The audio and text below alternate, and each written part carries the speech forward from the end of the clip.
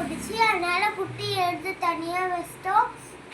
அம்மா மீனை எடுத்து அது தொட்டியில் விட்டுட்டோம். எப்பவுமே காய்ஸ் குட்டி போட்டதுக்கப்புறம் அம்மாவை எடுத்துடணும், அப்பாவையும் எடுத்துடணும். குட்டியை மட்டும் வேறு தொட்டியில் போட்டுடணும். இந்த பாருங்க காய்ஸ், குட்டி எவ்வளோ அழகாக இருக்கும்.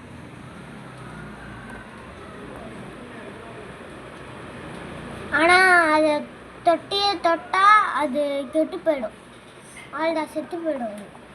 ஓகேவா காய்ஸ், நெக்ஸ்ட் வீடியோவில் இது மாதிரி டிஃப்ரெண்ட்டாக மீன் வாங்குவோம்.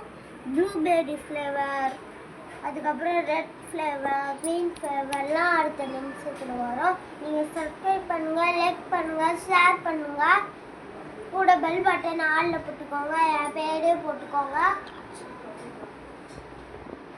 எப்படி நல்லா இருக்கீங்களா? என் பேர் ஜான்சன், JONNSON ஜான்சன். இந்த நேமில் சப்ஸ்கிரைப்ஸில் போட்டு விட்ருங்க. பாய். அடுத்த காய்ச்சில் வர பாய்.